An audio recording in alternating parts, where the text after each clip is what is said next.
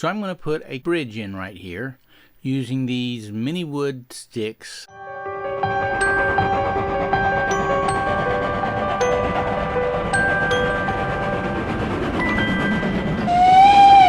Okay, it's been so hot, I need a project on this layout that I can do in the house in the air conditioning because the garage is just too hot. So I'm going to put a bridge in right here using these mini wood sticks. I picked them up at Walmart, haven't been able to find them, so I'm going to have to look on Amazon. But they're wooden sticks, and wooden sticks are fantastic because I can build this bridge that I need to make right here. I got a temporary structure in place right now, but I can build this entire bridge out of these sticks. So first all I'm going to do is cut the sticks to the width of the ties on the train. So here's a scrap piece of track in my chopper, and I'm going to cut about 90 of them because I figure that's what I'm going to need to make it the width of the ties. So I set the chopper up to fit that.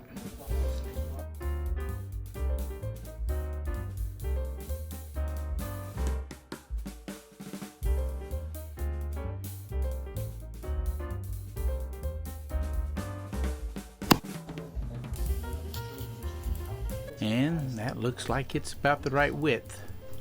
So we'll go into production mode now and just start chopping and setting them aside. I chop them first and then I'm going to stain them, that way I don't have blonde edges on my cuts from where I'm cutting it. So I got a basket full of tie length sticks. They come out to be about 4x4 on the scale size. And I decided I would then paint the track that I'm going to use for that bridge a rust color. I know people have spray painted it and that, but I wasn't sure what it would do to the foam, because I've heard some spray paint will eat through the foam, and I didn't want to eat through the foam, so I bought some dark rust paint in a kit. However, full disclosure, full transparency, the paint didn't stick very well to the rails, so even though it was an epoxy.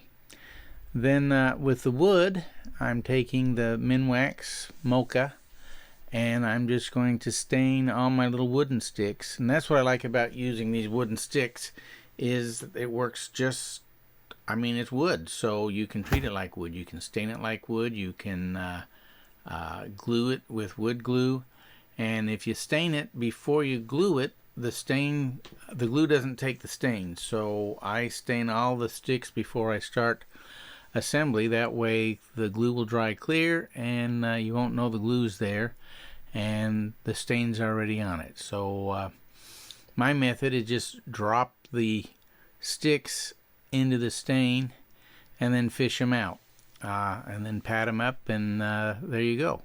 And I'm using this dark stain because it's more like creosote finish on the wood, so I figure that's probably a good thing. So I'll just go through and get the sticks stained, rubber glove, and just fish them out and drop them on some wax paper. And then once I get it all fished out and that, I'll get them separated so I don't have them sitting in puddles of stain. May not be the really finesse type, but it gets the job done. It was a rainy, wet day anyway, and it was a good day to be out in the garage. It wasn't too hot, so I can get the wood stained and taken care of.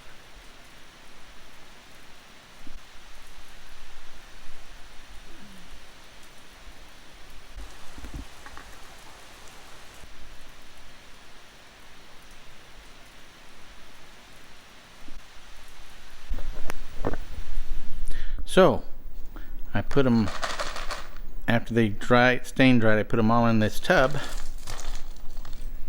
So I've got long ones and short ones. So now to pick them apart, get the long ones separated from the short ones. So there's a short one, that'll go over here, long one in the tub.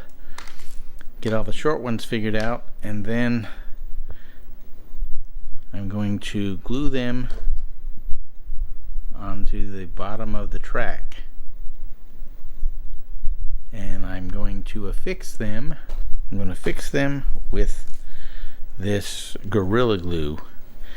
Now, the reason I picked the Gorilla Glue is it said that it bonds metal, glass, fabric, and wood. What's really neat is it really does look like a miniature pile of lumber stacked up there.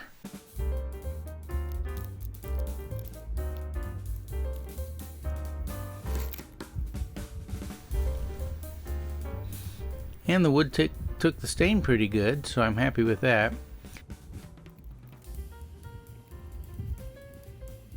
Glue the tie length to the bottom of the track down the length that I've already measured out that will need that. So I'm just going to use this clear grip Gorilla Glue and glue it to it. It does say to glue it on both ends and let it sit for a minute to get a good bond.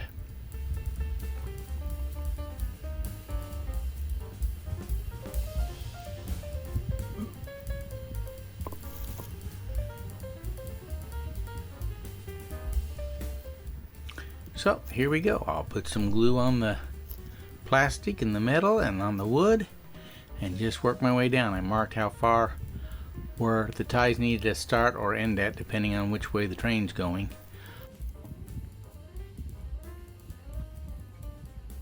Because that part's going to rest on the ground on the end of the hill. I no longer need this to support it. I can take that away.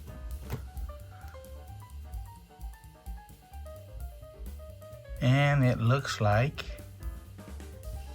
it's going to fit quite nicely. So there's the basis for the bridge. That should work, and I'm going to have to do the same thing I did on this one and build the support structure to go across the tracks right there. Unfortunately, I was able to download a picture off the web, and what was neat is when I printed it up, it was exact height that I needed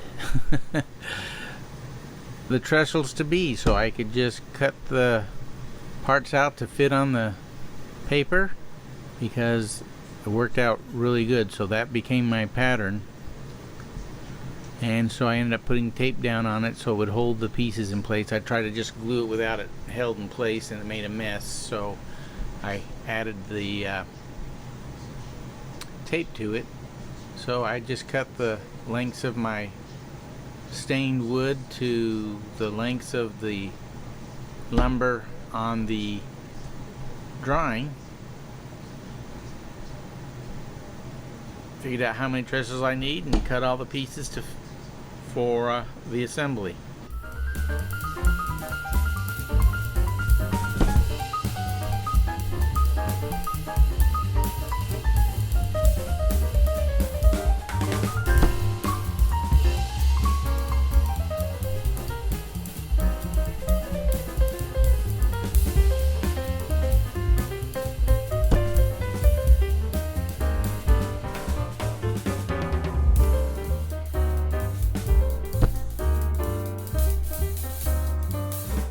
Once I had the pieces cut, I just assembled them in the order I would go down the bridge with all the parts, taped them down, and began to assemble it as it's shown here. I made one copy for each trestle I needed to make so they could dry, and there's a couple of finished ones.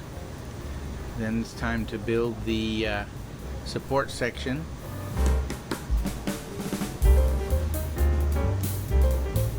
I'll glue that directly onto the bridge part. And then I'll go there because that's the part that'll go over the railroad tracks right there.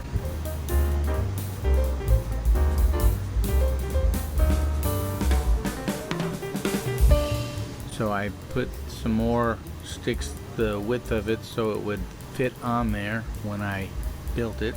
There's the trestles. Put a piece of tape down to hold them up, and then I glued cross beams between the two to have it sit. It was rather tedious.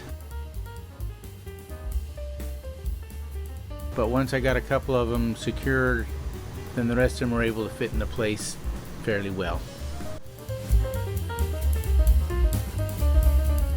And I apologize, the camera dropped and I didn't realize it as I was putting this together, but you get the idea. And once they dried, it became a bit more sturdy, and then of course when I put the top of the bridge piece over it, that held it into place, and works just like the real thing but in miniature. So I guess it is the real thing built to scale. So here's a look at it after I've got a couple pieces on. I put 3 cross beams across.